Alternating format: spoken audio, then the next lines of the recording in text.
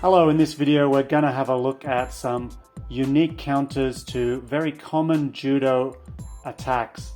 And I don't just want to focus on stalling, I want to look at attacks that put people on the advantage, and in most cases they end up winning the match directly from their counter attack. There will be counters to okuri-eri-jime, the choke you've just seen applied so effectively now, counters to sankaku, triangle turnovers, ude-garami, kimura turnover, as well as the Matsumoto headlock. Let's start with this unique waki-gatame. Her opponent was applying the okuri-eri-jime strangle, and she was somehow able to roll out from underneath and catch her with waki-gatame. Don't ask me how she got it. This one I do know how to do. It's a makikomi roll. She traps her opponent's arm in the armpit and turns her over. Next up is the Matsumoto headlock, or kata-sankaku, also called the assassin in wrestling. This is very popular these days. And let's have a look at a way to counter it. We're going to see a failed kata-guruma attempt, but as the opponent throws the arm under, he traps it in the armpit and controls the knee. And the referee walks around, has a look, makes sure he's not caught in guard, and calls osaikomi, and he won the match. And here he is, Tommy Messias of Sweden, doing it one more time. This time he received kochi makikomi and transitioned with the same trap, trapping the opponent's arm in his armpit, controlling the knee. He's also controlling the opponent's sleeve. This time it failed. He couldn't get to the knee, and his opponent was able to turn him before he was able to reach out and control that knee, and he ended up on the losing end.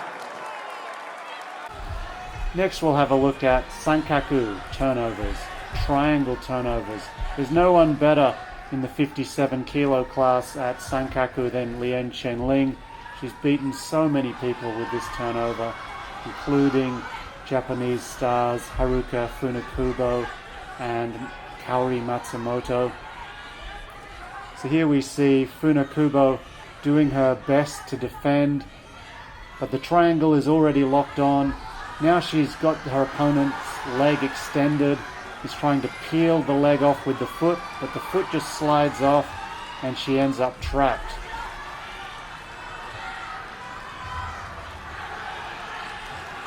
Let's see how Haruka Funakubo's teammate counters the sankaku turnover. So this is the first attempt in the match, and as she slides the leg in, Tamaoki lifts up her right side and traps the leg with the right hand. This is later in the same match when she tries the sankaku turnover again.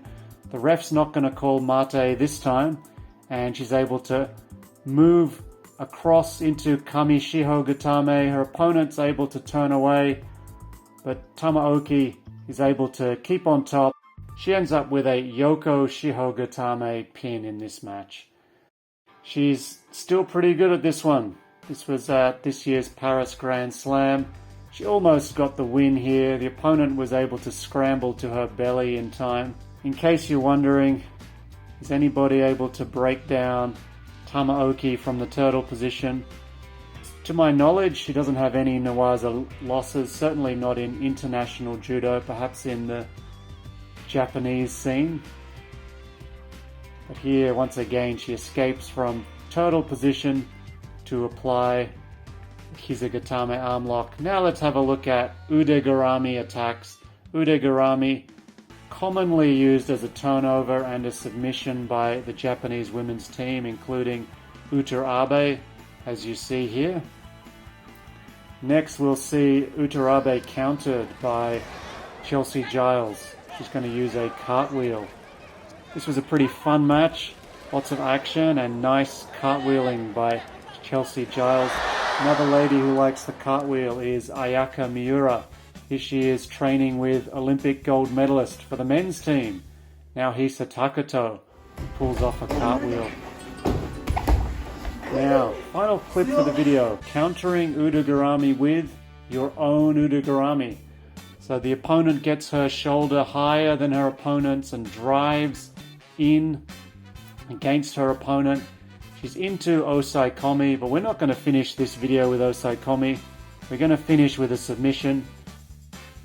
Check out my video on Uta Abe's own unique ude-garami counter.